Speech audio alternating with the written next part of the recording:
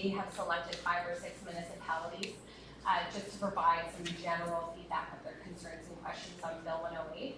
We are assisting them in preparing their submissions. So we're doing a joint submission with them effectively.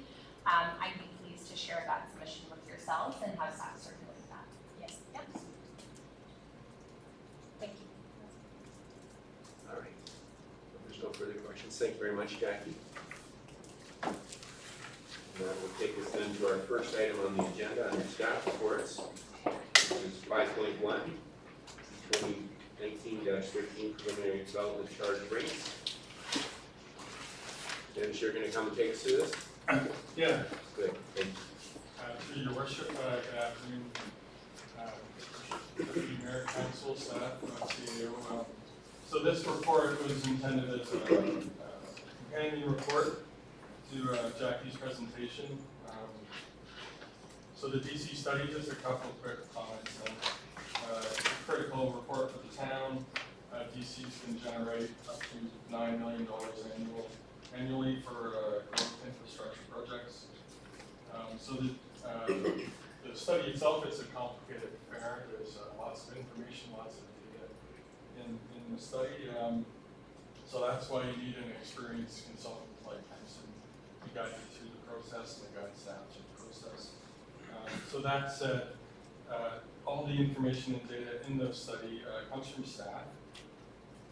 And the resulting study is only as good as that information that is provided by staff. The study, by its very nature, is not subjective. It's based on that hard data and information. So over the last few months, staff has spent considerable time and effort providing the information, reviewing the information, making sure Jackie has have the right data that we need to do the study.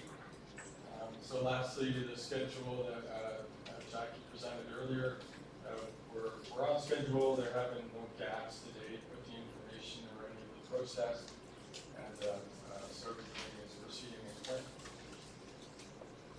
So that's just my main bit. Any questions? Okay. We are in SIC. I'm not sure we have any member of the public, but I will open it to the public before I pass it over to council. So seeing members of the public, I'll get the recommendation on the floor.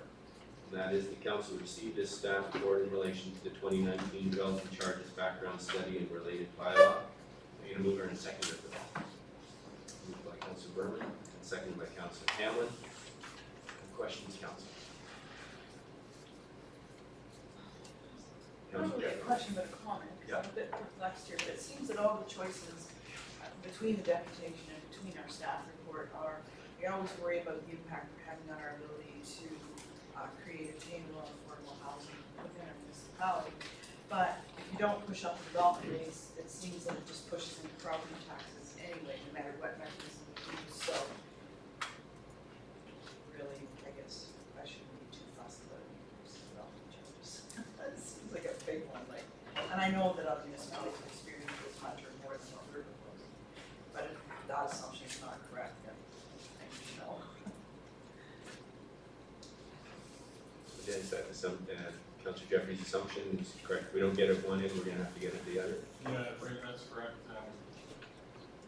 If growth doesn't wait for the for growth, then the existing rate payers will pay for it. So yeah, it's an unfortunate conundrum. Yes. Make sure it's not Yeah. Yeah, thanks. Through your worship. I mean, just in response to Councillor Jeffrey's point about attainable housing, I mean, I think the development charges framework may not be the appropriate way to incentivize attainable housing, but I think we've got a whole bunch of other tools that we should look at, including urban development standards, looking at fast tracking development approval. There are a bunch of other things that we can do outside of the development charges bylaw that could have an impact on attainable housing. So I mean, I think if it is council's wish, we should probably look at coming back with a report that articulate what those tools are and how we can expedite or at least encourage that kind of development and variety within Collingwood. So this is one mechanism. it's, like Jackie said, it's not the best mechanism, but there are other ways that we can do this. I'd like to ask for that report, how do we let the CEO use the process? Love to see that information. Through your worship, so we have convened a workshop with the development industry to begin to talk through some of this stuff, because we thought it would be important to bring to council, whenever that is, something that's more collaborative, not just from our perspective, but at least we can anticipate what the response might be from the industry. So we're gonna convene that. I'm not sure, Adam, if you have a date for that workshop with the development industry, but once that is done, I think we can come back to council with some recommendations. So I anticipate, I don't know, maybe late summer, post adoption of the development charges bylaw perhaps. So, so it's supposed to happen. Put a resolution in place, so we could- If you don't trust me, you could. I trust you. I trust you. I just wanna make sure you have what you need. we've written that down, so. Okay. Okay. Any other questions? Jess, I had a quick question for you, just on page 8 of your report, or I guess it's our package. You've got some comparators, and with our 25%, we seem to be sitting pretty much right in the middle, and it seems to me with all the development we've had going on here and the property values going up, can you just give me a sense of what drives these comparators? Because I would have thought we would have been maybe on the higher end than where we are. So the comparisons, we look for municipalities locally that were similar to us in size and scope, and that might be undergoing similar pressures, so we wanted them there. I think, is that your question, sir? Well, I just was relating to the variables. So for example, Clearview on it seems to be specified to be Creemore is higher than us, whereas Passaic Beach is lower than us. So I'm just kind of wondering, well, what factors drive those calculations? You're right, like every municipality might have different pressures going on. Innisfil, for one, just recently included wastewater and water into their, so they went up 100% or something like that. Some municipalities, I think Grey County had a bit of a holiday on their development charges in the past, and so therefore their latest increase would be substantial as a result of that. But if we could dig into any, we could find the reasons, probably more details on the evidence. Okay, well, what do you want to? To you, Mr. Chair, if I could just add to that, you have to remember that this is a percentage base of increase. Not everybody's starting at the same number of increasing up. Like Clearview may have a $3,000 development charge that's doubled or something like that. It's all relative to the type of municipality that they're sitting in and their base rate is like, for sure, we can look at some of those and memo out to council for the Okay, thank you. All right, if you want to question, Councilor Doherty? Thank you, Worship, and actually, the treasurer just alluded to the question that I had, so these were percent variations from previously. I was interested in what the absolute dollars were and how we ranked among the same entities. Yeah, through your worship, yeah, we have that information, so I can get that. Yes. Yeah, sure. Well, thank you. Any other questions? So then, seeing no other questions then, I will call the vote on item 5.1. All in favor? That is carried unanimously. 5.2, IP 2019-01 Information Technology Governance. Is that you? Marjorie, or anything that's already in that? In the fall of 2017, the commission was very moved to conduct a high-level review of the current situation and to assist us in mapping out and setting up priorities. This is on the aftermath of the ransomware attacks on some of our neighbors here. And that master plan that was produced provided 16 recommendations, and this report, we're just dealing with the first recommendation provided.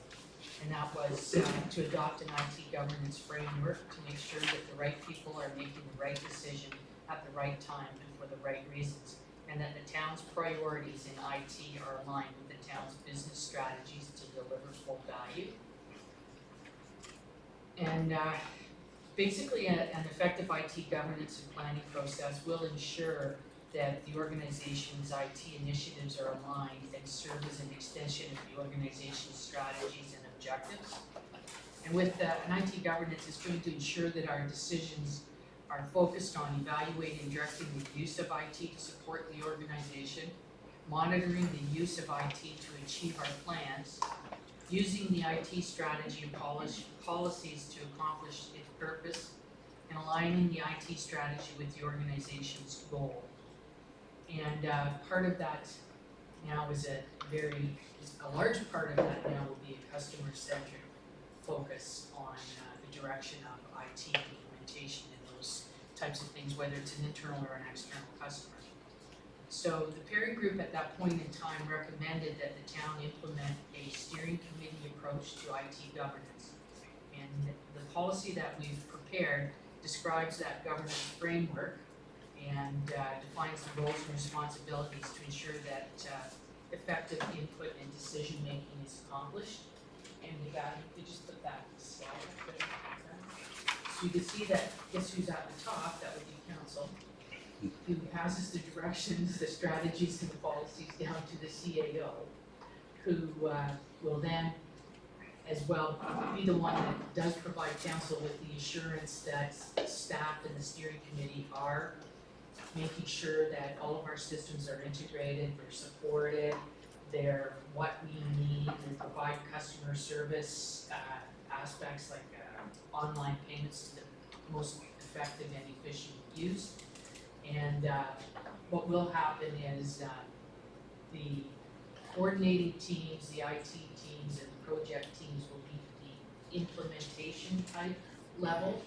And through department heads, we will make sure that the programs and software will integrate throughout the organization and provide us with an enterprise resource product there. So there'll be no, or I don't say no, because that never really happens, but there will be little duplication of effort. Things should be seamless to the customers and both the external and the internal users. So what we have here is the policy that defines everybody's role and what we will provide to council. As I say, will be the assurance aspect of it. And we've prepared the terms of reference for the Information Technology Steering Committee, and that has been established to ensure that all the IT-related activities are coordinated, integrated, developed in a collaborative approach, and investment values are maximized for the taxpayer.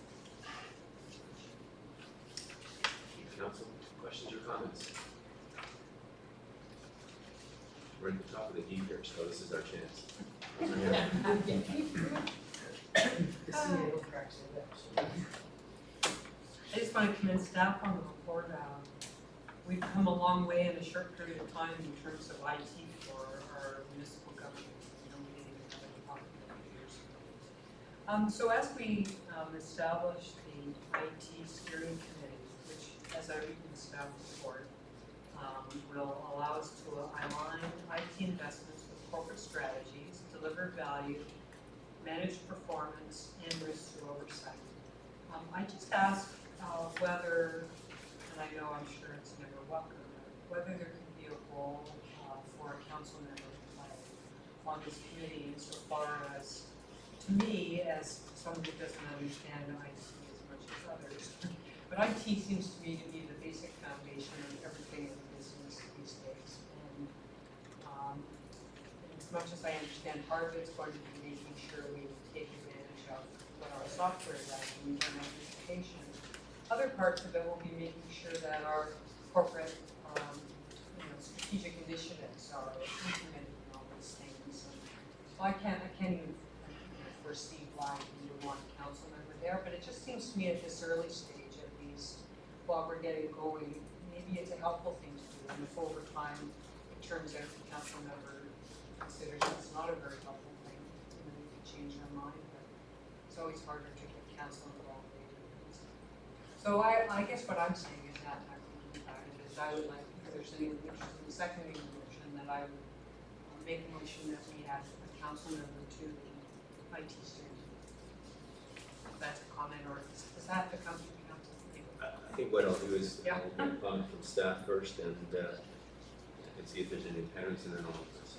Thank you.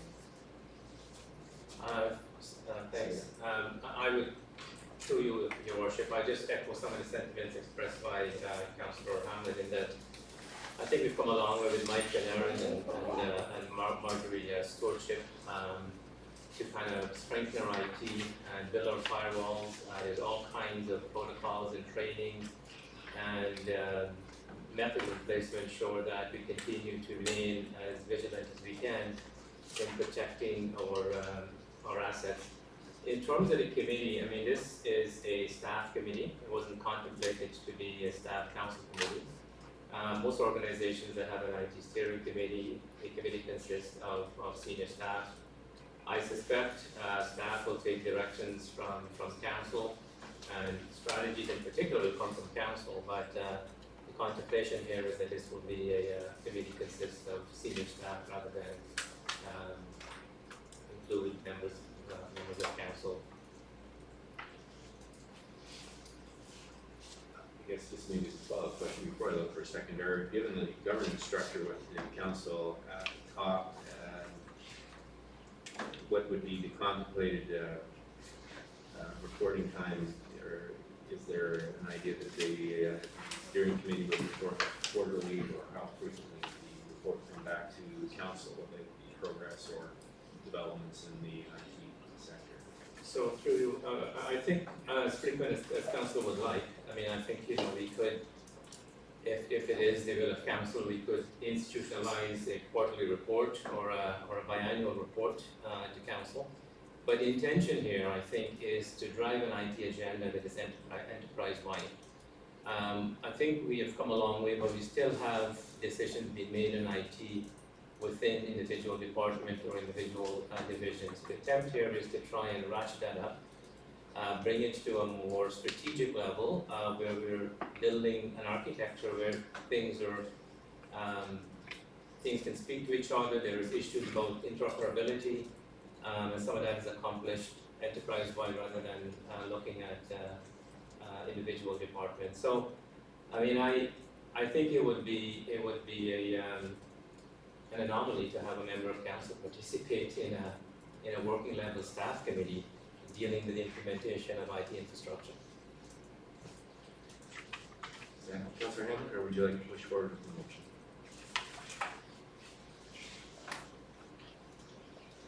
As I read the report in terms of reference, I ran it to me more than just doing the basic coordinating to make sure our software is communicated, which is my simplistic way of summarizing what you said. I'm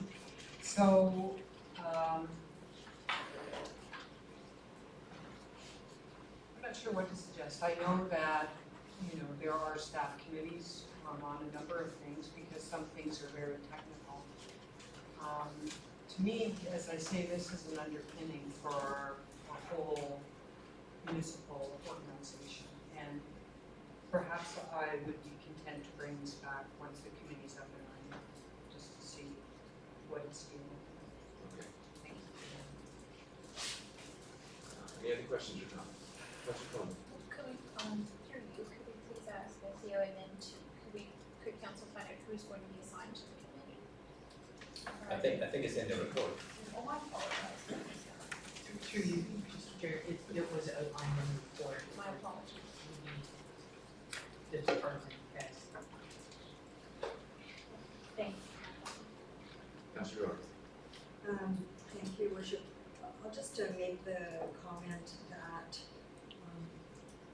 although in many cases it does make sense for a member of council to be on a particular committee, in this case, it seems to me anyway, because of the technical nature, and because yes, it is strategic, but it's also implementation to a very minute level, that whomever member of council might become involved on that committee would have to be as equipped technically to deal with the material as any staff member. And that may be well and good for one particular council, but it may not work for the next one.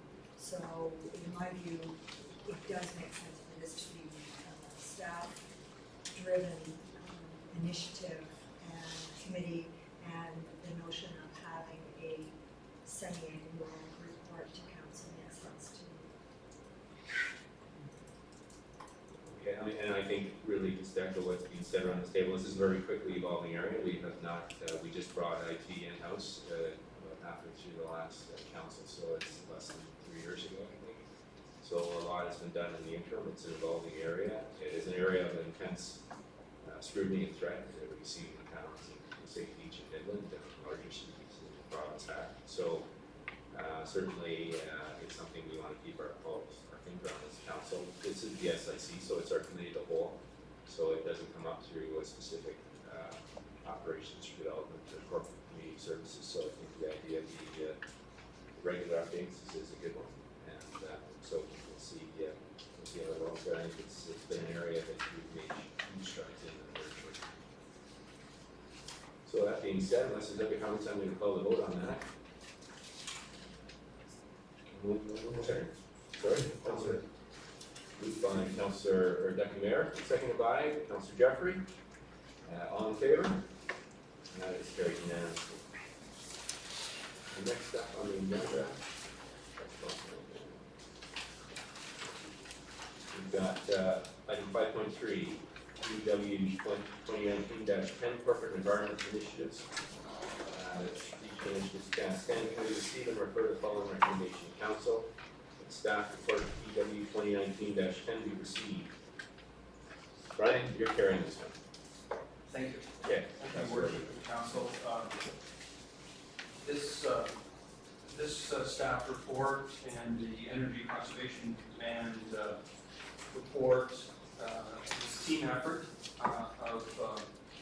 involved most of the departments of the town. I'd like to acknowledge a couple of key staff members that are here with me today. Bethany Yanni and Adam Glenn. They are instrumental in preparing this report, and they're here to help you with any questions you may have, and also to acknowledge the guidance of our CAO in keeping us moving forward with a greener municipality and keeping our department head leadership in that role. The Energy Conservation Demand Plan is a legislative requirement under Ontario Regulation 507-18. It was established to help public agencies to better understand their energy usage, develop conservation plans, guide energy savings, and demonstrate government's leadership in conservation. It's a requirement of the broader public sector, and these reports are to be reported annually, and we are to develop this energy conservation management plan that's before you. We currently have one that's 5 years old, and it's a requirement of legislation to update that every 5 years, and that's what we're presenting before you as an update to our plan. Before we speak to the new plan, I'd like to acknowledge the accomplishments in the old plan. We saw a 16% decrease in overall electricity consumed from 2011 to 2017, a 9.5% decrease in the overall natural gas consumption. This is, to be fair, this is partly due to some operational changes such as the egg bush, but there are a lot of improvements that we've done that towards these savings. The wastewater treatment plant, we have the cogeneration project that generates additional power.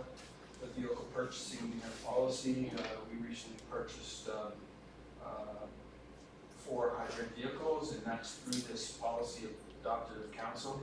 It considers life cycle costing as part of our decision matrix when we purchase vehicles. So you want to look at the fuel consumption over the life of the vehicle as opposed to just the value of the vehicle at opening bid.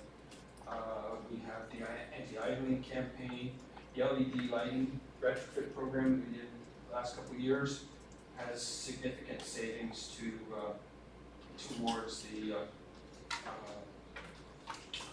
our overall energy reductions. We also have been doing retrofits in our facilities for LED lights, and our IT department have initiated a number of programs that have reduced energy, compressing the number of servers and a number of other technical things that are within the report. Moving forward, in our report, moving forward, we have set a goal of 10% reduction over our energy reduction over the next 5 years. This is plans we made through a number of initiatives that we have set forward in the plan. Wastewater treatment plant, we've already started this project, but it will have a significant reduction of energy. We are changing our UV treatment to conventional lighting to LED lighting, and it's anticipated that this will see a 34% reduction in the treatment facility's overall energy consumption. The adjustments to the corporate structure with the executive director of customer service, corporate services, they will have a new role to manage special projects and champion environmental sustainability, greener function by reducing the organization overall carbon footprint. This is anticipated to begin sometime this year. We're also recommending to centralize the analysis of the energy consumption. Right now it's done on a department level, but we are through the corporate services and fleet facilities, we will be having them review and analyze the energy consumption and make recommendations in terms of potential savings. We're also recommending that we put together an energy conservation demand team, and that would be a team of the key departments where energy is mostly consumed, wastewater, water, fleet facilities, and that team will meet on a biannual basis and discuss what they have planned for the year and how they can work together to reduce our energy consumption. Greener Collingwood is an initiative that we set up. There's a slide later on that Dean will speak to. Electric vehicle charging stations, we're working on a plan to put in electric vehicle charging stations, and we're looking at locations, investigating the availability of incentives and possible private-public sector partnerships. Next slide. Greener Collingwood. You can do it. Aaron, you want to? So first of all, I wanted to say thanks, through you, Chair. I wanted to say thanks to Brian and his group for actually incorporating this effort into the energy conservation report, because I think it adds a little bit of validity to what kind of has happened really, really quickly. And I also wanted to, again, Brian mentioned it, comment that on Fareed working to try and pull us together at corporate level, which allows us to look at these initiatives at a broader scale. So what happened was in a few weeks ago, the department heads, there was a discussion about frustrations over green efforts, basic things like recycling and whatnot that we just were struggling to how to implement publicly. And department head said, well, let's look inside first, let's see how we can manage to help our corporation become an example of good environmental stewardship. So, and we also acknowledge that within our areas, we know that there are people who are taking this on individually and independently. So I reached out on behalf of department heads to the organization, and 22 people stepped up and said, here's what I'm doing individually. And we saw things like highlighter and pen recycling that I didn't even know you could do, battery conversions that we're doing individually. So it was great to sort of start pulling this together. So really what you're seeing in the report is sort of very early stages of our corporation attempting to step up and be an example for environmental stewardship. We're looking to implement 4 initiatives over the shorter period. One is reduction or elimination of single-use plastics, proper recycling, so proper stream version, composting, which is being done sporadically throughout the organization, and battery diversion from landfills. So those are sort of the key early things, fairly early days, but I appreciate council's support.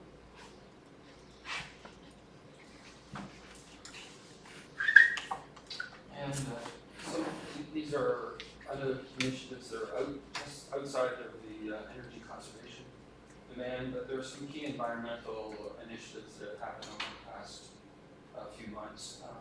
One, I think we talked about at the Development Operation Committee level, is that our water and Parks Department had a meeting with the irrigation companies and property managers and condos about conserving water and having discussions with them on their practices of irrigation, and that reminding them of every other day restrictions, and park staff discuss opportunities for watering less and how much watering is enough. Made them aware of our metering system, that we can monitor them on a daily basis, and attendees were encouraged to consider the environment and cost benefits of using less water. Water pricing as part of our development charge, the next step will be doing our water wastewater rate review, and we're going to be looking at ways to balance our fixed and consumption rates that will have regard for water conservation, and look at perhaps some not incentives but penalties covered. Methods to encourage people not to use so much water in terms of an escalated scale that as you use more water you might be charged more. Those are options that we're going to look at as part of our water wastewater fees. And the anti-idling bylaw, that's been in for some time, and our bylaw department goes out regularly reminding people of the bylaw. Not too many charges are made, because once you make that reminder, courtesy to tell them that we have that bylaw, they seem to comply. Stormwater management, we annually check all our facilities, both the in-ground facilities and our larger facilities, and make necessary improvements so that we are maintaining the quality water that those ponds were intended for. Salt management, we have a salt management plan. It's dated. It's still a very good plan, but we are proposing to review that plan in conjunction with our maintenance standards, ensure we're providing the most effective service to provide for the minimum maintenance standards, but also have regard for the Environment Canada's code of practices when it comes to the use of salt. Fleet initiatives, the town recently purchased 4 environmentally friendly hybrid vehicles. These vehicles were made possible through the policies of council, providing opportunities for people to bid and incentives for putting in bids at hybrid vehicles. It's anticipated that these 4 vehicles will have a charge rate of about 40 kilometers, and that based on our average day use, we will mostly be using them for electrical charge, and not having to fuel them up too often. So that in itself provides a greener footprint for our municipality. In addition, the Parks Department purchased 2 electric ice surface vehicles that are in use now and for the maintenance, and that has eliminated 2 gas-powered machines. And our bylaw department has 2 bicycles that they regularly use for their patrols as opposed to using vehicles. Just one last note, this energy conservation plan is presented to you in draft form today. It will be amended to include formatting and any changes that come today, but they'll be back before you, for council, for your approval so that we can submit it to the government before the July 1st deadline. If there's any questions, I've got my experienced team here with me. Great team there. They were right. In all honesty, they were very instrumental in putting this report together. It's to their success. CEO? Yeah, thanks. So I just want to echo the sentiments expressed by Dean and by Brian. This was put together very quickly, and Brian's staff, of course, played a critical role, Beth and Adam. This is, just very quickly, I mean, there's a requirement, as Brian said, for us to submit an energy conservation plan. But we saw it as an opportunity to go beyond what's mandated. So we thought about what the province has asked us to submit by way of energy conservation and said, as an organization, how can we go beyond that? So we thought about bundling all of the environmental stuff we're doing to add some focus to it, and also to try and create that sort of engagement from staff for them to come up with ideas how we can better incorporate environmental practices in the daily life and work of a typical Collingwood staff. So there's a consistent theme that is going to be one that we adopt, which is to look at some of these things through an environmental lens. And when the new senior staff comes on board, I think we'll add a bit more of accountability to it. But in the meantime, I think this was an inventory of everything that we're doing. As Brian mentioned, we're also going to look at mechanism to incent conservation, including pricing mechanism. Many municipalities are using that quite effectively. People are paying more for using more. I think they would tend to use less. But traditionally, our pricing mechanism actually incent people to consume more, because the more you consume, the less you pay. So the intention here is to try and add a discipline within the organization, and then look at council direction to migrate that strategy beyond the corporation to the residents and businesses across the municipality. And the mayor and I have also had some interesting meetings with external providers to look at Collingwood piloting some of these kind of groundbreaking environmental technology, and we can talk a bit about that later on.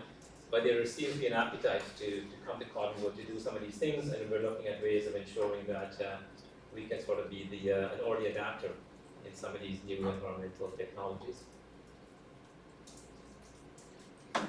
Brian, before I put it to council, I will invite public comments on the draft report. Seeing none, I will put the item on the floor then. So I need a mover and seconder for the recommendation that staff report PW 2019-10 be received. Moved by Councillor Hammond, seconded by Councillor Dory. Questions or comments? Start with Councillor Jeffries and then Councillor Dory. Thank you very much. Mayor Saunderson, I was really encouraged by this report. I think that's really exciting, and we have to start somewhere, and I think we have a lot already that we're doing, so that was a really nice summary. The only thing that came to my mind that staff might consider going forward is the maybe disallowing town-owned vehicles going through drive-throughs. I think that it would reduce our greenhouse gas emissions, our gas consumption, our fuel costs, and gives a healthier staff by having, of course, if there's accessibility and health reasons why that isn't happening, then of course we wouldn't expect it. But I think in terms of the volume of the amount of our fleet, that might be great. It's a great suggestion. Councillor Dory. Thank you. I'll echo Councillor Jeffrey's comments and congratulations in regard to the thoroughness of the report the thermos of the measures that we'll be using to track our progress, and also the aggressiveness of the target for our next 5 years, and some of the initiatives that will be implemented by the Green Collingwood. If I could say one thing, and again, I will dovetail off Councillor Jeffrey's remarks, is we have our anti-idling bylaw that we continue to approve drive-throughs. Just saying. So if we can lead by example and not be using those drive-throughs, then that certainly, I think, is a message. As a suggestion, as we move forward implementing some of these initiatives, I hope that we will be very aggressive in our PR efforts, so that the community and outside of the community becomes aware of what we're doing here and the leadership that we're demonstrating. We know that there are now 2 municipalities in Ontario that have now passed a ban on single-use plastics altogether. I do believe that, I'm probably going to echo the CAO when I say that examples should begin at home, so we'll eliminate on our own, but by showing that example and making the community aware, then the next logical step for us is to ask the community also to step up.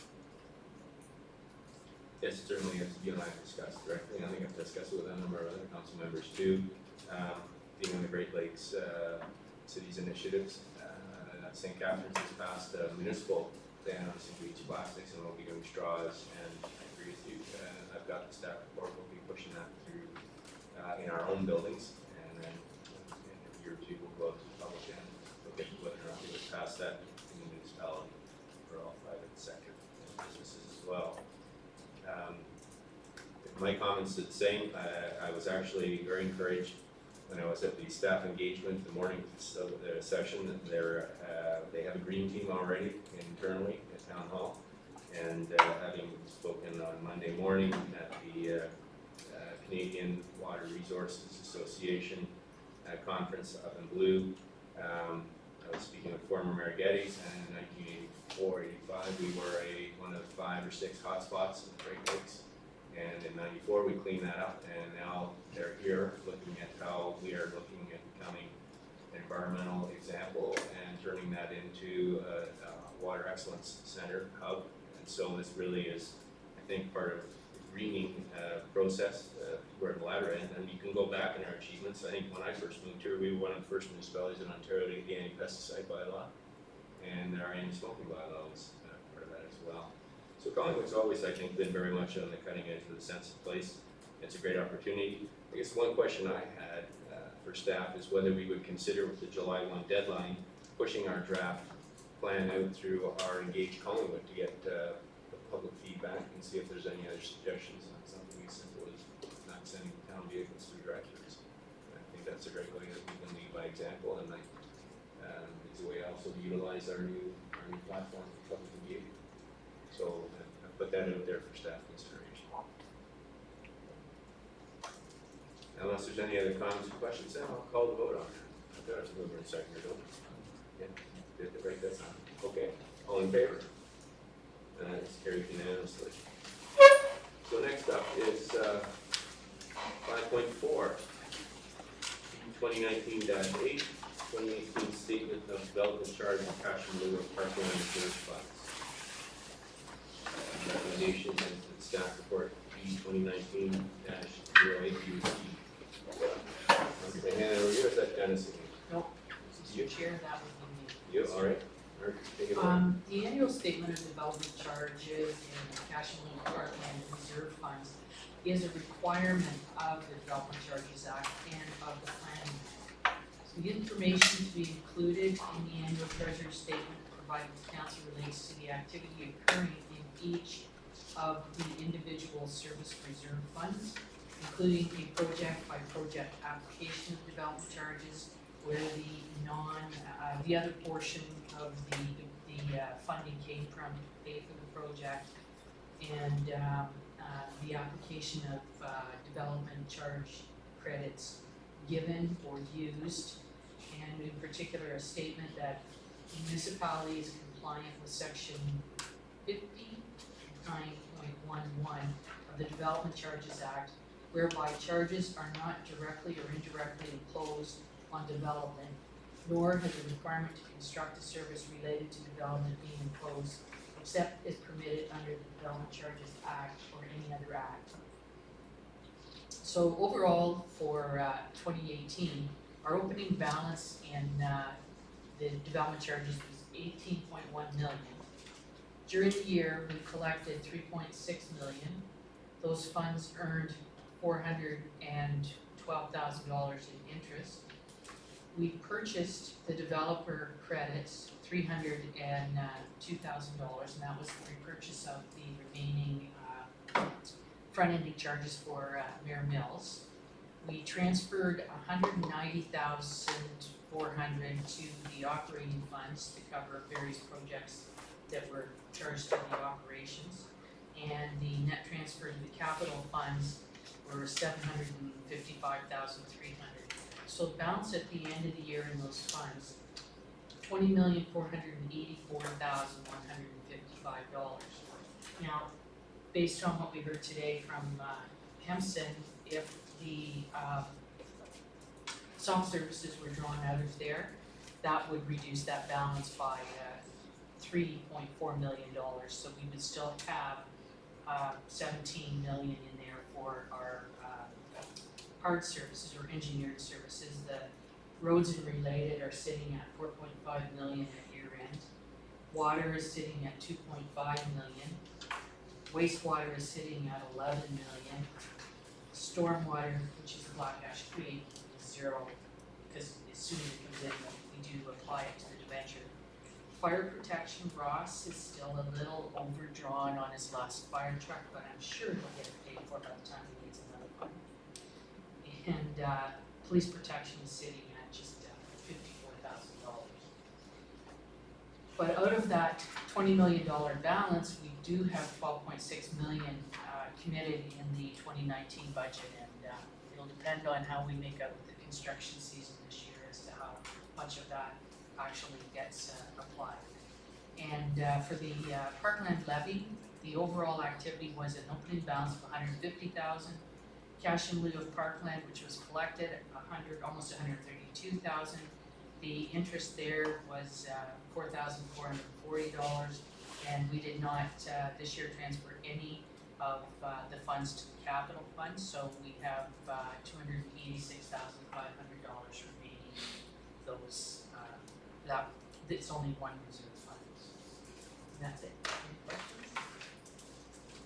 All right, put it out to the public. They're still not here, so I will ask council to get this on the table. I need a mover and seconder then for item 5.4. Moved by Deputy Mayor, seconded by Councilor Doherty. Council questions or comments? Look at that. Oh, Both those two, yeah. Go ahead. Councilor Vernon. Just to make her happy. Hearing emergency, can you just explain a little bit about you get to establish a density bonus bylaw, what that is? the density bonus bylaw, that's under section 37 of the Planning Act, and that would be a question for our director of planning.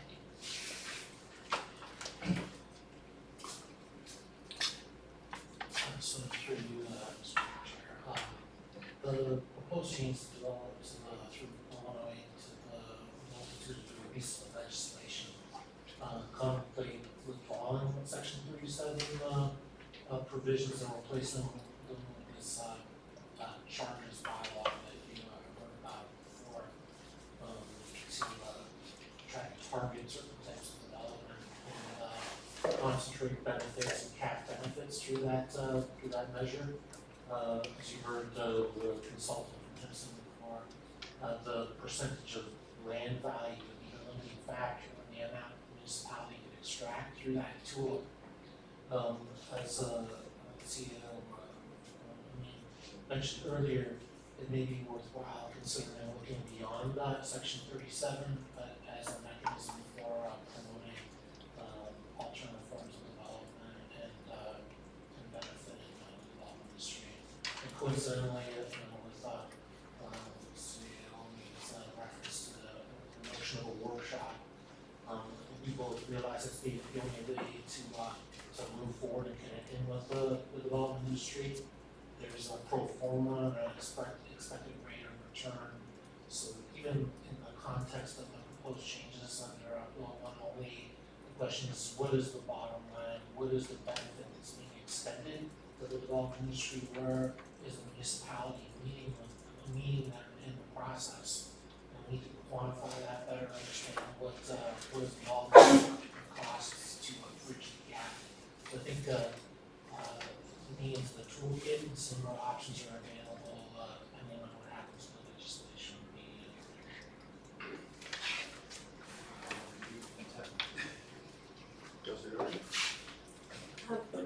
Yeah, and actually, it's more comment that I saw that in a number of the funds that we opened, and actually in some cases are still closing with a deficit, and I didn't think that we could do that in our reserve funds. Through you, Mr. Chair.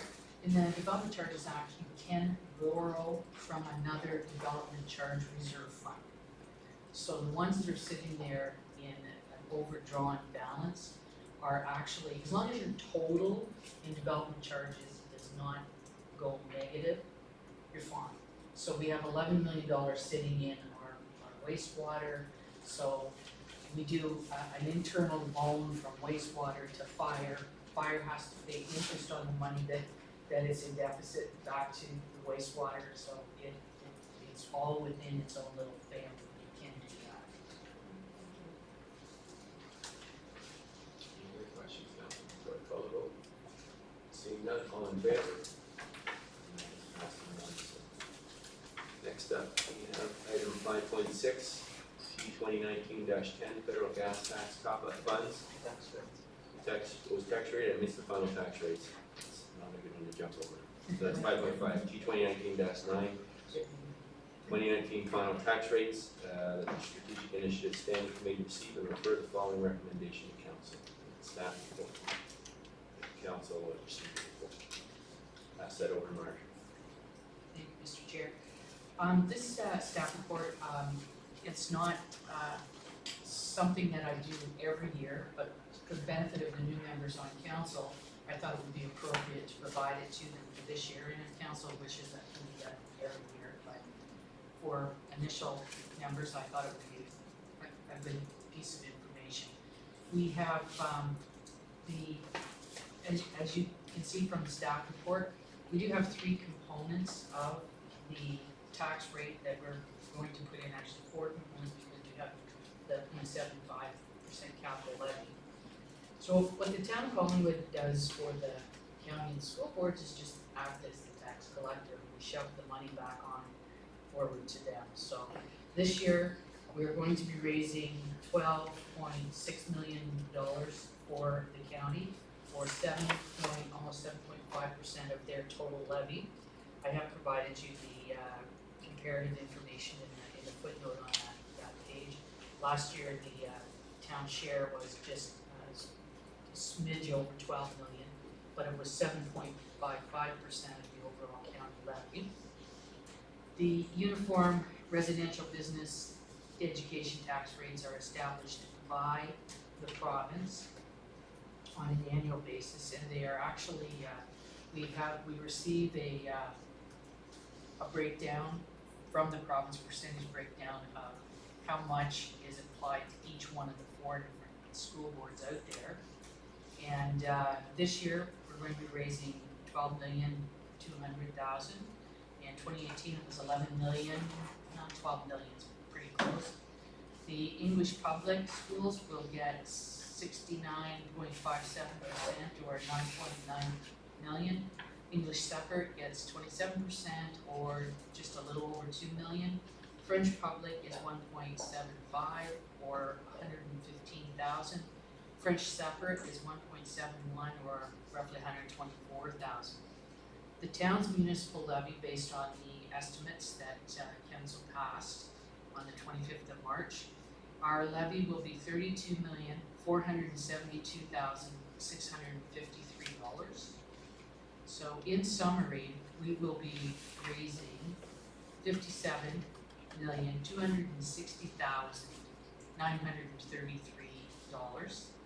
And I have provided, and the capital levy as well, but I have provided a chart that shows exactly what the average assessed taxpayer will be paying. You can see that the town portion is a $25 increase. The county portion is $11.96% increase. The education portion, because of the way the province calculates it, it is used to offset the increases in the assessments that we have, is actually a decrease of $11.67.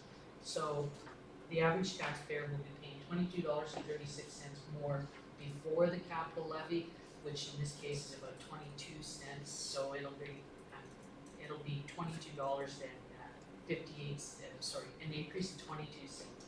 So the overall increase will be $22.58. So it is a 0.62% increase. I think that's not bad.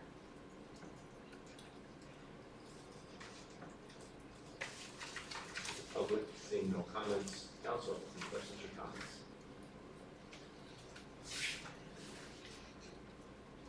I think it's a helpful report, Marjorie, and just gives us the comparative numbers for council to look at the amount of money that comes directly to the municipality versus the amount that goes to the county in education as a total percentage. So we're up around 60+% that's coming straight to the municipality. So compared to some of our neighbors in the Grey Islands or up in Blue Mountains, it's a nice number. So that said, I'll call the vote then. All in favor of receiving the report? Carried unanimously. Now I can get to the federal gas top-ups. 5.6, P2019-10, federal gas tax top-up funds. That the Strategic Initiative Standing Committee receive and refer the following recommendation to council. That staff report T2019-10 be received for information. And Marjorie handling this one again. Yep. I guess it's all up to me. So this report was requested, I believe, by Councillor Hamlin, and it is actually I did not receive the full notice from the government as to how these funds could be spent until after the question had been asked at council. But in short and sweet, the answer is that the $600,000 that we're getting, we just spend it the same way that we would spend the regular annual allocation of the federal gas tax funds. We're still provided with a carry forward of up to 5 years on those funds. And I did attach a full copy of the agreement for council members to read, because this was signed in 2014 when few of us were around the there was a second appendix that was not included in the first go round of sending out the agenda, but I believe Krista has sent it out now, which if you looked at the agreement itself, it actually does contain the eligible project categories on page 88 of 110. However, the second appendix that I sent out is one that has much more detail on the specific categories of spending that you can use, and it also outlines the reporting requirements. Like if I looked at the community energy systems, it tells me this is a good follow-up to the energy that it's basically infrastructure that generates or increases the efficient usage of energy. The capital expenditure associated with acquiring, planning, designing, constructing, or renovating a tangible capital asset as defined in generally accepted accounting principles, and any related debt financing charges specifically identified for that. The program objective is clean environment. The key considerations, and it provides some of the items there, because this used to be under a Building Canada Fund program, and it's now in the federal gas tax. It's, you know, the intention is to fund improvements to existing buildings or to allow local governments to make use of energy efficient materials or HVAC.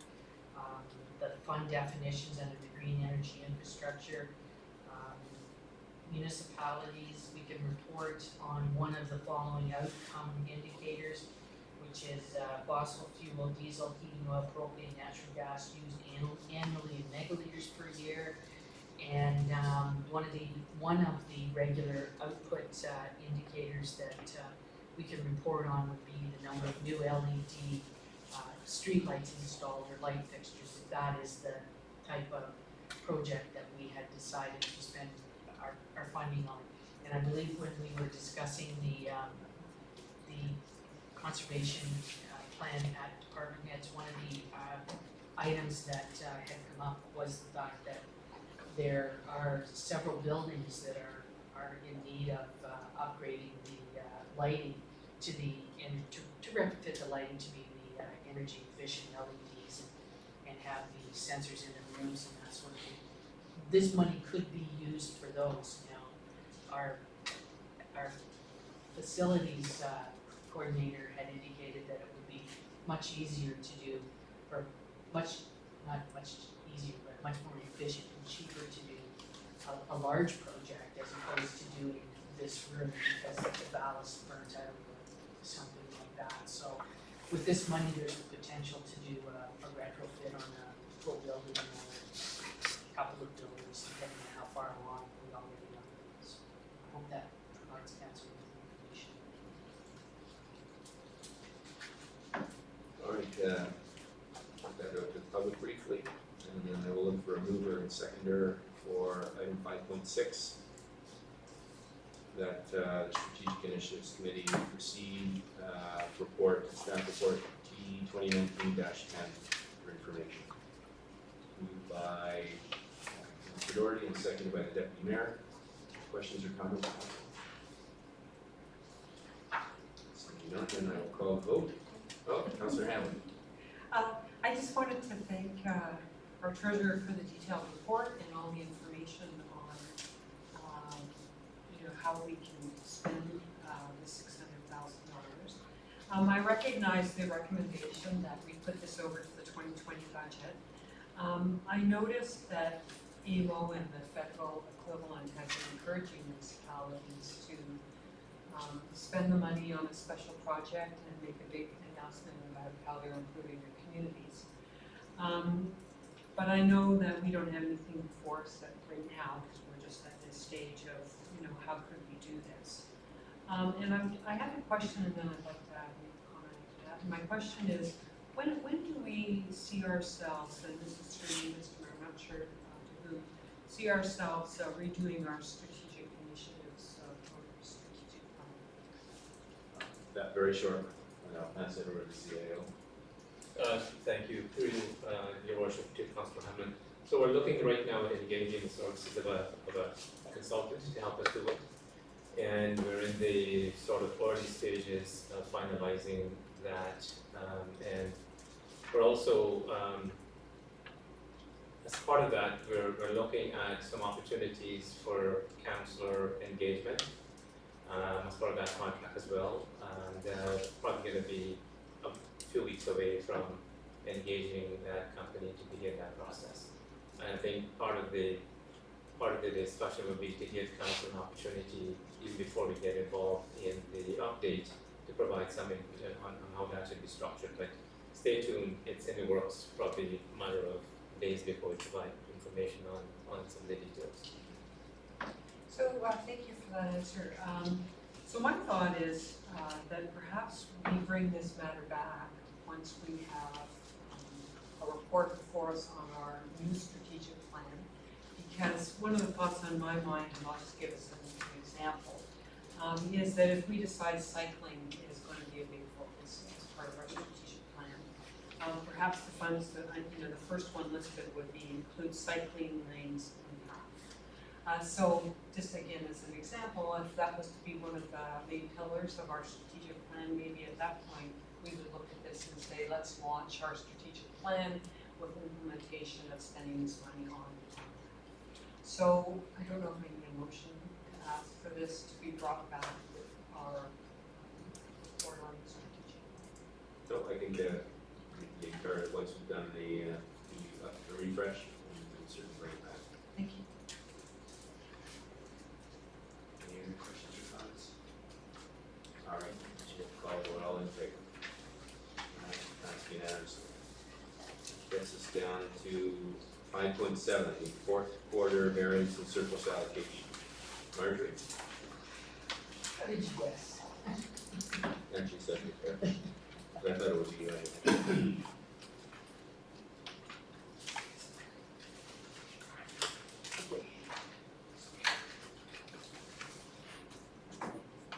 Just wanted to remind everybody that a budget is an estimate of costs, revenues, and resources over a specified period, reflecting a reading of future financial conditions and goals. So in other words, it's a best guess. The surplus is a combination of many of the 1,950 operating account variances throughout the general ledger. And overall tax-related revenues this year were our 1,266,908. Supplementary taxes, putting us higher than budgeted, but there were some increases in user fees and other revenues, which were 16,429,000 higher than budgeted. And our expenses were $15,400,000 over budget. So if we look at the departmental breakdowns on this, we have the governance section, which includes mayor and council, and there you can see that it's actually under budget. The red numbers are good, the black numbers are bad. So our total surplus for the year was $2,285,387.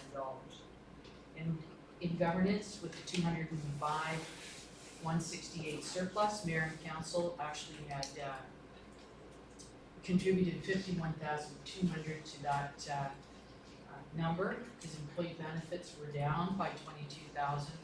Council professional development was underspent by almost 18,000.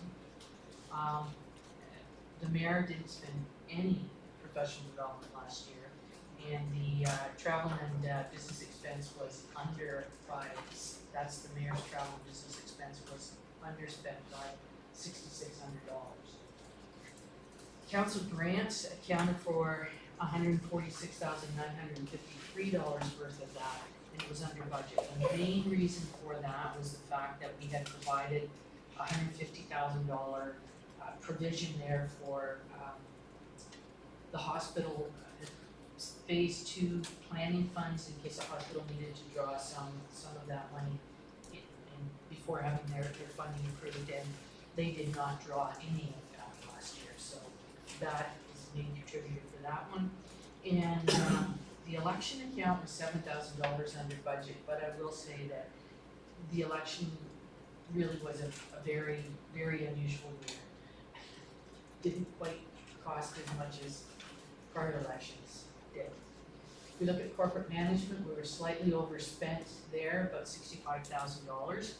And there's a variance in the majority of accounts, but there's no one specific account that would make the overage make any sense, I'll put it that way. Program support was underspent by $107,000, by $168,000. Information technology was, accounted for 107,000 of that under budget. And that was specifically in two areas. Capital expenditures were under budget by 84,000. And internet fiber was under by 10,000. Human resources were under budget by 61,000. We had health and safety expense, which is normally budgeted at 40,000, but was underspent by 19,600.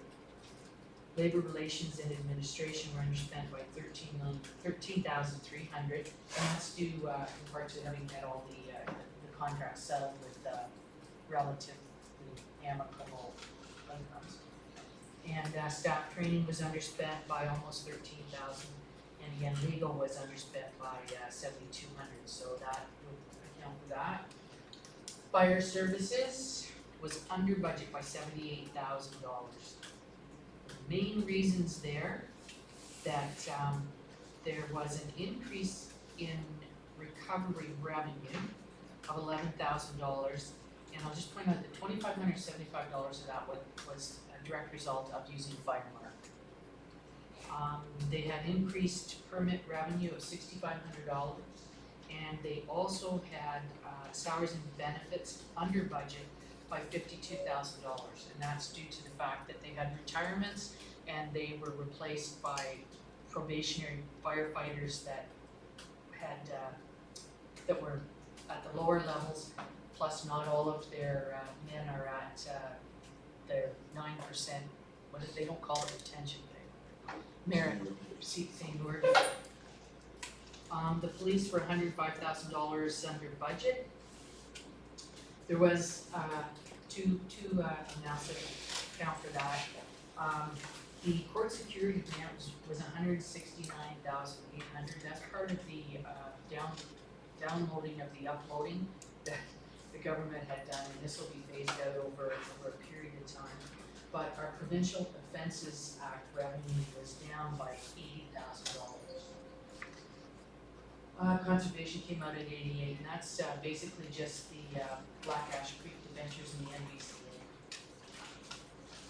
Protective inspection, which is the bylaw, animal control, and crossing guards. These numbers will look different next year when we realign the reporting structure.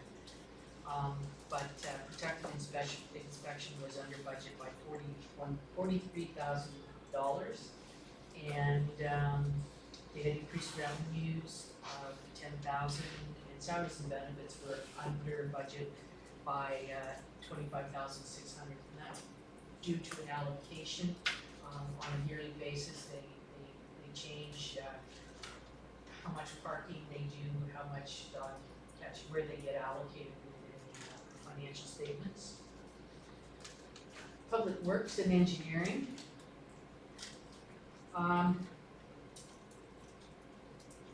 That is $579,000 over budget, and there are several areas within Brian's section that were under budget. Paved roads were under budget by $39,000. Unpaved roads were under by 13. Roadside and traffic control were under by 67,000.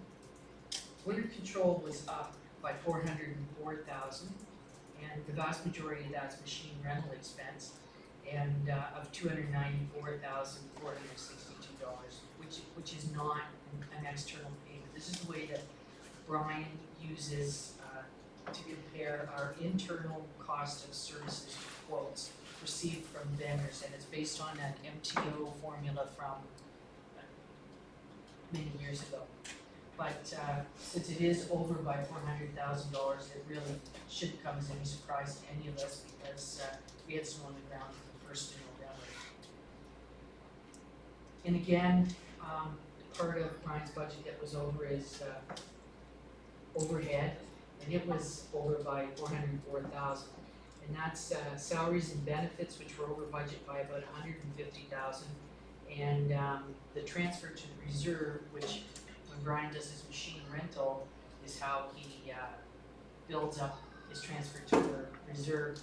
Was actually it was actually an increase of $163,000 900. So Brian has put away another almost $164,000 to his equipment and truck reserve. And we just have to remember that the overhead in Public Works is similar to the corporate management because it's kind of a catch-all for the department. And that's also where the reserve transfer occurs in that particular business unit. Streetlights, $104,000 under budget. We had increased recoveries of $164,000 related to the LED incentive funding that the town received. And that was offset slightly by the increased repairs and maintenance of $61,000. Transportation, the transit was $28,452 over budget, which is approximately the total cost of the trial pilot extended hours. Our affordable housing, the airport is, I didn't make a comment on it, we won't have it next year. Affordable housing was $35,000 over budget. Majority of the overspending relates to repairs to units either vacated voluntarily or for evictions. The repairs are approximately $15,000 above the norm, and the rental revenue was affected by the length of time that the units remained unavailable for rent. And in addition, we incurred $1,700 in legal fees that are not normal, and a fire inspection alarm cost of $3,300 that was above normal. Parks and Recreation was under budget $680,000. And again, this is there are small numbers and large numbers. The administration section was about $11,000 over budget. We have parks that was $354,000 under budget, and that's due to about $20,000 in increased mooring fees. We had $43,000 in increased rental revenues, provincial grant of $9,300. Materials for the parks themselves were underspent by 13. Tree planting was underspent by $12,800. Salaries and benefits were underspent by almost $100,000. Transfer to capital was underspent by about $65,000. Park redevelopment was underspent by $20,000. Repairs and maintenance in the grounds were underspent by $35,000. Now with Parks and Recs, a lot of the time it's weather related. Recreation services were under budget by $90,000, and facilities, the Eddie Bush and Central Park Arena and all those things were under budget by $124,000. Arts and culture were under by $20,000. The station was under by $73,000. Municipal events was under by $31,000. Planning and development, $241,000 under budget. That's increased revenues of about $100,000 in several areas that were underspent, O&B costs, salaries and benefits. Marketing and business development, a very small $13,000 surplus there. Heritage was $60,000 under budget. That was $27,000 for salaries and benefits, $23,000 for grants, $9,800 for the tax relief. Municipal service boards, the airport, I did actually mention it here, but it is the very many accounts there contributed to that. The library was under budget by $138,000. The development charge revenues there were $76,000 higher than anticipated. Salaries and benefits were $50,000 under budget. We have an over budget of $1,093 for BIA, but that relates to a correction for the 2017 year end that didn't come in until it was a stale dated check, and if you don't watch the date when you cancel the stale dated check, it goes back to the prior year instead of the current year. So that's what happened with that. So go ahead, Adam. So overall, the revenue, or the expenditure variances and bottom line net variances for all the departments was a surplus of $1,018,000. The tax revenues were a surplus of $1,266,000, creating an overall surplus of $2,285,000. Okay. So the surplus allocation, all the allocations are based on a surplus management policy approved by council in August of 2017. The transfers to maintain target balances in the following funds were made. We made $366,312 to the capital contingency reserve, $85,000 to the general reserve, $15,000 to the operating contingency reserve. The working capital reserve fund, which is where we've been funding the judicial inquiry from, was topped up to its $2.5 million with a transfer of $988,000. 10% of the remaining surplus was used to reduce internal loan balances, so we sent $83,000 to pay down the 507 10th line purchase. The outstanding balance of internal loans at December 31st is $1,326,000, and the total reduction in internal loans for 2018 is $233,121. We do budget $150,000 within the operating fund to pay some of this off. 60% of the remaining surplus was transferred to the life cycle replacement reserve, so it's $448,853. 10% of the remaining surplus was transferred to the non-DC growth, 10% non-DC growth reserve fund, which is used to pay for the 10% of the discounted development charge funds. So it's $29,100. And then remaining funds transferred were to the funds that had not reached their target. So we recalculate the winter control reserve. The target there needed $26,800 to bring it up to where the new target would be, which is actually the last 5 years average costs. The life cycle replacement reserve fund received another $242,000. And that's the way staff is recommending the surplus is allocated. I know we had discussed at an earlier time to look at allocating the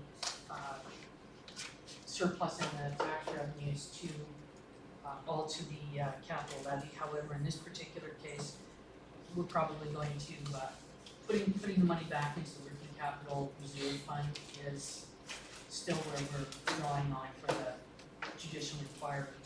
If we have a disaster, that's where any type of funding would come from there. So unless council would like to change any of those allocations, that would be it. Any questions? First we'll go to the public, now we'll get it on the table. So item 5.7, fourth quarter variance and surplus allocation. Can I get a mover and seconder? Moved by Councilor Doherty, second by Councilor Hamlin. Questions, comments? Councilor Hamlin. Thank you. That was very thorough, thank you. I didn't know that the funds would get allocated like that, but I think what I heard, Mr. Mayor, was that was the decision made by council in 2017.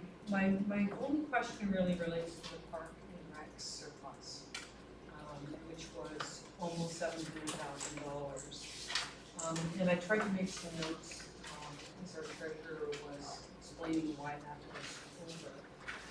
And I really just had two questions I think coming out of that. One is, I had written down that there was $20,000 allocated to arts and culture. And I was wondering what specifically that was intended for. Because it wasn't spent. Through you, Mr. Chair. The vast majority of the arts and culture was, they had budgeted $14,500 to be transferred to capital for the dockside mural. Right, heading dockside. Heading dockside mural. which because of the costing was not completed last year, so that's why there was an under budget for arts and culture. Just a follow-up question on that. So if it wasn't spent, this is my general ignorance about how this works, so just bear with me. If that amount of 14,000 for that purpose was not spent in 2018, is it available in 2019 or is it gone because now it's been allocated? It's now been allocated, so it is gone. However, when we do the budget, the projects that were capital that don't get done get put back in. So they come, and I believe this one was actually under budget. The 14,000 Yeah, we might have covered it. through you, Chair, that budget was actually expanded for this year to cover up a new understanding of the project that we had last year. All right, so my second question, I think you answered it, was for the capital projects that aren't done, are they still reserved? They're always carried forward because the way the municipal act reads is the council has to approve a budget every year. So even if we did a multi-year budget, or when we do, or I get the time, to do the multi-year budgeting, we still have to bring the budget forward every year. So there's an opportunity to change it, to be able to react to any new circumstances that have arisen in that time period. So it's not a forever, we approve it. Thank you. Sure. I'm gonna pick up a little bit on Councillor Hamlin's line of questioning. And I appreciate and I agree with our general strategy, how we allocate surpluses. But I'm thinking about the notion that depending upon the department, if we have a large surplus, as we did with Parks and Rec, that we have under-delivered, in effect, on our commitment to residents for that year. Our commitment being what plans were in place and reflected in the budget. And if there is not a pressing need to allocate a surplus to a particular fund or reserve fund or debt, that I wonder if we could consider putting money back into a department's operating budget so that they can undertake those services that they didn't do. If I'm explaining myself, okay, simple example. You mentioned there was about $12,000 in Parks and Rec that was allocated to tree planting that wasn't done. So in the next year, as an example, put the 12,000 back because it was something that was expected. It was a service that was expected as part of the budget process and wasn't delivered. If I don't know that I'm overcomplicating that thought, but Through you, Mr. Chair. Yes. There's a corollary to your statement. Perhaps we were too aggressive on our budget. Maybe we bit off more than we could chew, put it that way, right? But by the same token, we would be increasing the level of service, which you saw what the impact of the increase in level of service is on the development charges today. There's also the aspect of increasing that level of service when it comes to the asset management plan. This all falls down to the surplus at the bottom, and what we're concerned with is the asset management plan. So a very large portion of that money will get put back in, so when Wendy needs a new truck, for instance, the money's there. We don't have to look for it elsewhere. I do understand what your concept is, and I can appreciate it. It's just that, right now I believe that we have a bigger use for that until we can at least get our asset management plan to a comfortable level. But I do, at some point in time, we should be able to. right. Right, so not as a priority, but as something that could be considered as part of that decision making. Totally. Okay, thank you. Yeah, just through your words, just to add what Marjorie said, I mean, I think we've got to be careful though, because departments have budget based on priorities, and those priorities change.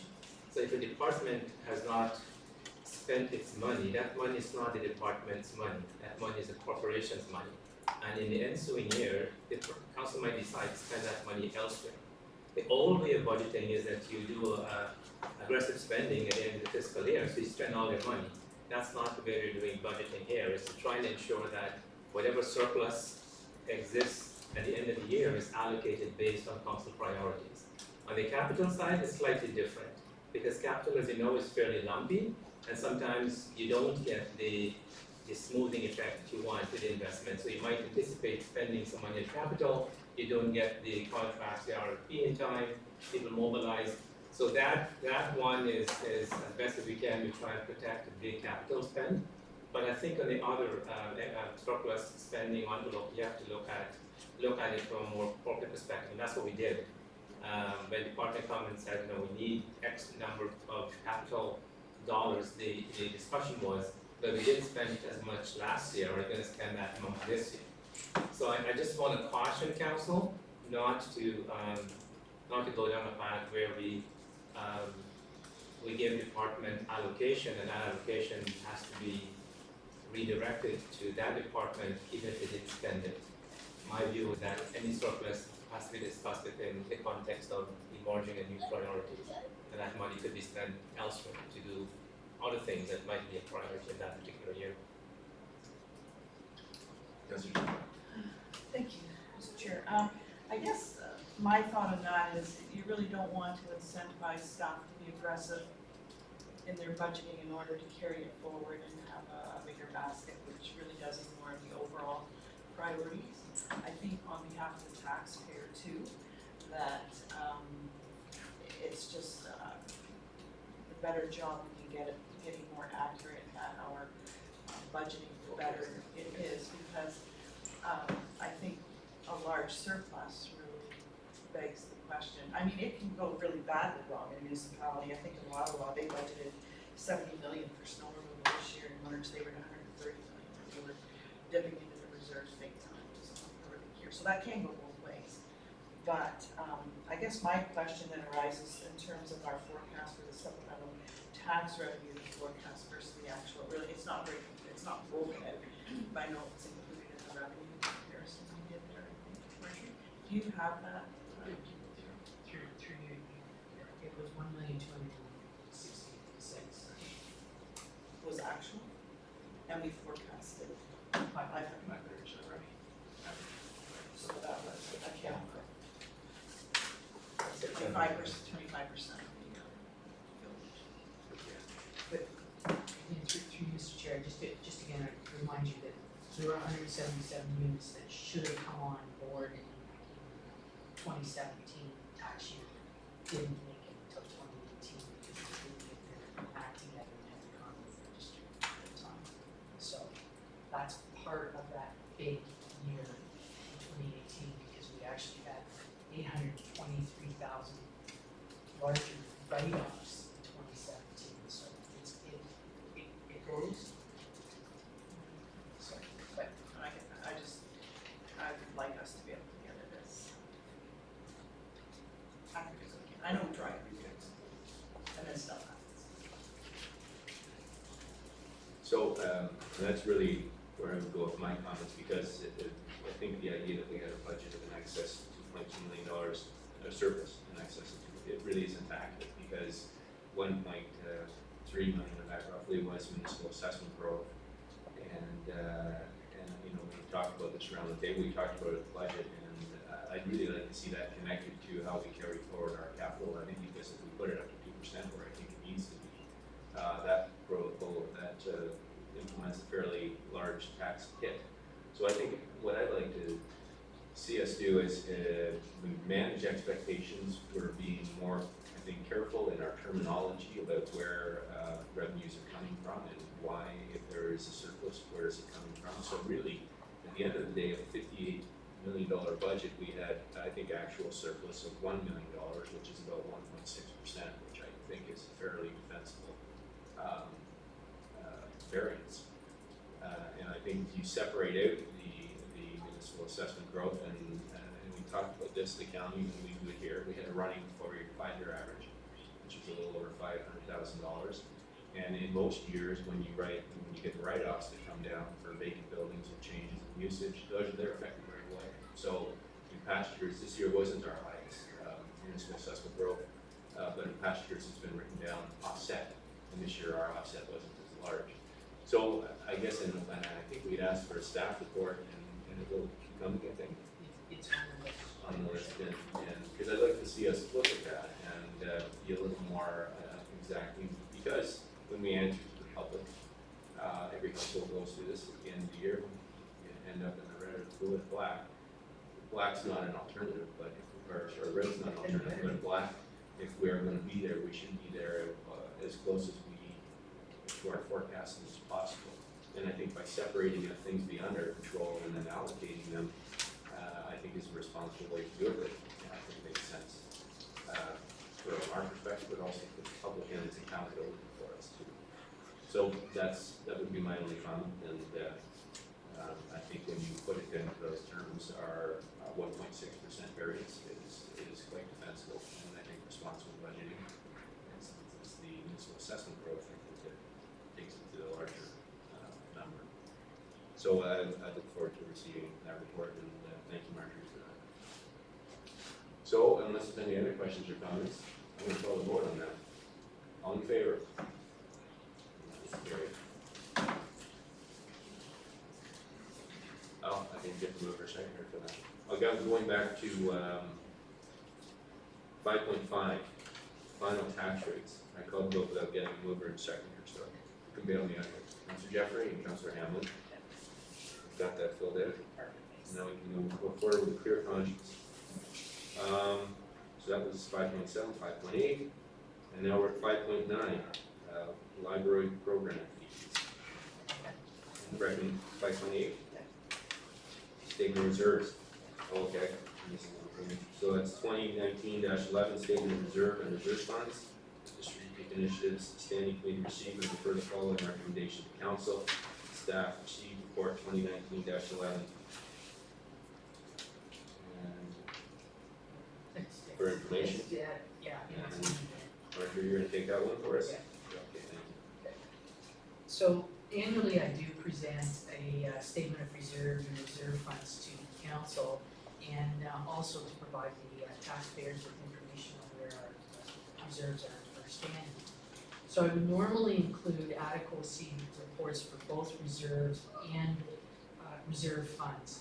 Now, I have included the reserve adequacy calculations, but due to the implications of Bill 108, we'd like to wait and see what they are before assessing those reserve funds adequacy, because we don't know in terms of what we would need to make up for Parks and Rec and those other soft services that are going to perhaps be moved into a community benefit program.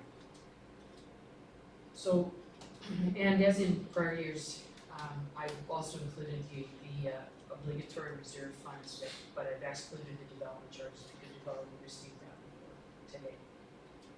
So if we look at our reserves, overall the reserve balance grew from $5,986,000 to $6,533,000, which is an increase of $548,000. However, we do have the two in-trust reserves there. One's for the library at $48,300, and the other's for the BIA at $223,000. So the balance of reserves under the control of council is $6,263,000. So our actual reserves had an increase of $551,000. Now these figures are based on including the surplus allocations as we have just gone through. So that's where we sit with that. The obligatory reserve funds, things like the federal gas tax, increased $926,000 last year. But remember, those are all for specific legislated purposes. We have two new ones, the Main Street Revitalization Reserve Fund, which we're going to be using, it's in the capital budget this year for the information kiosk that clerk's undertaking. And we have money in the Ontario Municipal Commuter Cycling Reserve Fund, which is the cycling master plan that Wendy is undertaking with the Paradigm, consulting.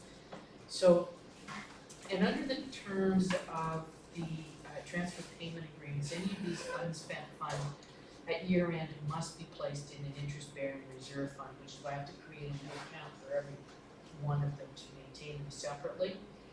And for all of, for these two, for the revitalization and the cycling, we have to have those funds used by December 30th, 2020 and March 31st of 2020 respectively. The federal gas tax agreement allows us to carry forward with a 5-year term. And in 2019, we have actually committed $832,000 of our current federal gas tax funding for capital projects. The discretionary reserve funds total is $17,442,000. And at December 31st, oh, I'm sorry, the increase was $17,442,000, and at the end of the year, we have $55,312,000 in discretionary reserves. That balance includes the asset sale proceeds of $15,500,000. The largest components of the remaining funds are the life cycle replacement reserve fund, the water reserve fund, and the wastewater reserve fund that total $32,900,000.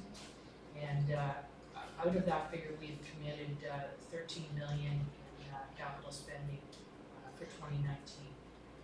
So I did an adequacy calculation and provided that to council on the specific funds that we have in the reserve. The capital contingency is maintained its target balance, which is the first item that gets topped up with the surplus allocation. So we maintain it at the 1.5 million. The operating contingency account is actually equal to 10% of the subsequent year's tax levy. So in 2019, we're raising $32,472,000. So that operating contingency account will reflect that potential for increase there. The general reserve is another item that we top up at $500,000. So those amounts should never vary. The Mayor's Golf Tournament, we have a target balance there of $5,000. Right now, it's sitting at $35,782, which is overfunded, should we say. And we have the municipal election reserve, which is technically underfunded at the $41,588. However, we do have a provision in the 2019 budget to top that up, and as soon as because we didn't have, I don't think I have the last figures for the money that we didn't have, what's happening with the internet election. I don't have the numbers for that. The Mayor's Golf Tournament, we have, we have that $30,000 in there, and it's just actually a build-up over years where we would raise the funds and even dollars would be given and the change would build up. It's kind of like that. The winter control amount, you can see I've got it, it's been actually it has been increased. It was $323,000 before, it's $350,000. And I've provided all the various calculations on those ones that we have talked up at the back, so you can see where it is, including the calculation of the winter control budget. So, if there's any questions on Public first. Seeing none, I'll get mover and seconder for item 5.8, statement of reserves and reserve funds to receive staff report 2019-11. Mover and seconder, mover Councillor Hammond, seconder Councillor Doherty. Questions or comments, Council? Councillor Burke. I'm sorry, through you to Margaret, the asset sale proceeds, 355 here. What's the difference between that and the 18.6? December 31. it's December 31st. So some Hundred, yeah. Okay. Councillor Burke. Through you to Marjorie, so a little bit you were mentioning about, is that the sort of the refund, I'm not sure if that's the right term to use, from internet post server during the election, that were? Yeah, so I don't think that has been accounted for, because I don't think it was settled till sometime in February. That the amount we got, anyway, it's not material to my year end, so it'll come in this year. Do we know how much it is? I don't think they determined that, is there? The election, I don't think it's been determined. It's been finalized. Okay, Okay. Yeah, it was in the election reports from presented earlier this year. The reduction was, I think, along the line of 13,000. For the interruptions. I'll confirm. Thank you.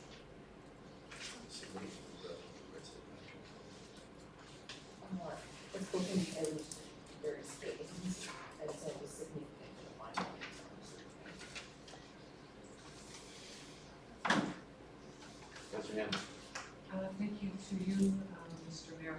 I have questions about two items. One is the reserve fund for the BIA in the amount of $220,000 roughly. What is that for? through you, Mr. Chair, that is specifically for BIA use. They built up funds, and again, for them, it's their surplus, as we track their accounts separately.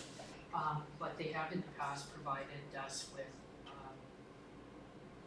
$250,000 in cash for a portion of the Main Street when we did that. And they do use it for capital purchases for their own. We have the lights, the grand piano, what that is, the large piano, those types of things, they do use it for. Okay, thank you. And my second question, through you, Mr. Mayor, is the $35,000 that's you mentioned is an accumulation over the years from the money collected from the mayor's golf tournament. Is that money earmarked for charitable donations, or what would be the purpose of it? Through you, Mr. Chair, that was the intention of the initial, back in the day, mayor that started the golf tournament. So yes, and over the years we have we've provided dishwasher for the youth center when it first opened up, and we provided the cash donations to the Special Olympics. We've provided pitching machines for minor baseball and those types of things. So it has gone to the largest portion will have gone to the Special Olympics and the Blue Mountain Special Olympics. There's two Special Olympic organizations that have gotten a lion's share of those funds over the years. So just as a follow-up, if in the fullness of time council decides to set up a fund with a community foundation, for example, we had a presentation last night from one, council could make a decision to invest this money in that kind of Yes, through Chair? Yes. In terms of a reserve, council has the ability to change the use of that reserve for any community benefit that you could, now reserve funds are a little more difficult, but a reserve can easily be transferred to another use. But we may, this year, when the decisions made on how the golf tournament funding is allocated, it may take more of that reserve out of there if there's other things. I have no idea how we did set that reserve up so that it could be a decision of all the council, or it could be, and it would be on an annual basis, or it could be all of council on the start of term, retain that for 4 years.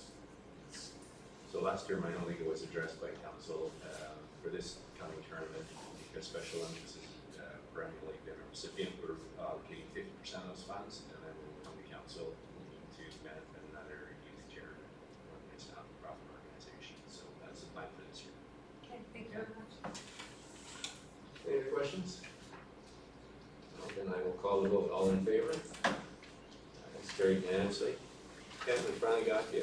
Somebody else is And as you approach the podium, I can tell you that Mayor Lehman was singing your praises this morning at county. You can't believe Collingwood has 45 book clubs. Yeah. I told him we're inquiring about it. Thank you, your worship, to council, thank you. This report took a little bit of time to get here, so I apologize for that.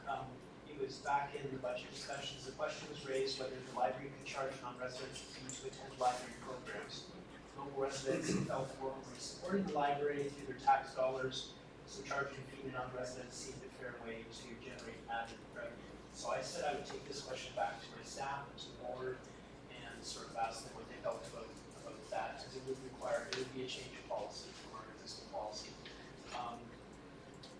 The overwhelming response from the staff was, please, Ken, don't make us do that. And so I took that response to the board, they discussed it, and they decided at the time they would leave the policy the way it was. Now, policy is, this particular programming policy is going to be reviewed next year, but they thought for the time being we're going to leave things as they are. And their reasoning, I believe, is sound. First of all, they felt that any fee we charged anybody is a barrier to service, because there's always going to be people who wouldn't be able to afford the fee, and therefore feel they weren't welcome to attend the program.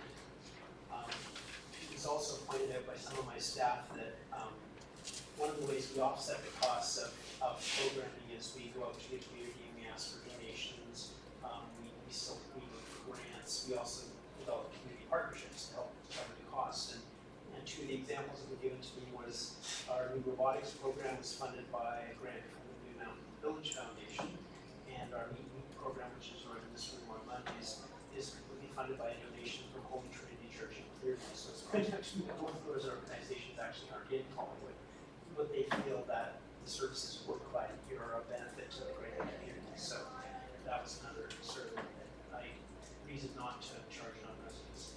And I also wanted just to stress that most of our programs are covered within our existing budget. So the example I gave was that we have about $4,000 per year that we allocate to teens and children's programs, but those programs reach almost 6,000 children every year. So that's less than $1 a child, and we're running really good programs for that. And we're getting support from the community to help do that. So just to sum up in the analysis there, so the cost for the programs of the library is, under our current model, is actually very low, or it's cost recovered. Charging a fee, it's felt would act as a barrier to some people who were in disadvantaged circumstances. Many of our programs are drop-in programs, so it's felt that sort of stopping people at the door and start saying, can you show me your library card or something, would get very awkward. And so the staff said, please don't make me do that, because that would just be really a strain on people. The amount of revenue generated would probably be very small, because many of the people that are non-residents who attend our programs on a regular basis have also paid for library cards, so they're also already contributing to the program. And the people that would probably affect are people who are visiting the community. So for example, in March break, we had a lot of young people coming in to attend our programs who are from Toronto or wherever. So in a way, that's just really nice that they come to the community and take part in these programs, and they go back with a really great feeling about Collingwood and what a wonderful place it is.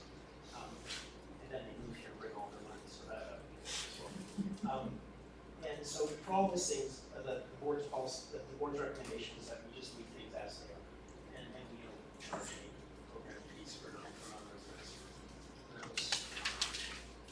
Those are, I guess, if anybody has any questions. Thanks, we'll put that up to the public first. Seeing none, I will get this on the table then. So the recommendation is the staff report L 2019-01 be received. Can I get a mover and seconder? Moved by Councillor Hanlon, seconded by Councillor Coney. Council questions, comments? Councillor Coney. Thank you, through you, Ken. Thank you for this report, and I never want to miss an opportunity to tell you how impressive the programming coming out of this library truly is, and how well received it is by our residents of all ages and abilities. So thank you so much for that, as well as this report. Comments now, I'll call the vote. All in favor? And that is passed. That gets us to staff reports, and we're to item 6.1. In-camera session. Whereas the clerk hereby concurs the reasons for the in-camera session that have duly reviewed and considered, and the matters are authorized under the exception provisions to conduct a closed session in accordance with the municipal act prior to proceeding in the closed session. Therefore, be it resolved that this council proceeds in camera in order to address the matters pertaining to receiving advice that is subject to solicitation privilege, including communications necessary for that purpose. The item for discussion is the subject matter agreement negotiations. I get a mover and a second for that. Councillor Berman, Councillor Jeffrey, all in favor? That is passed. My understanding is going upstairs to the planning department boardroom, and there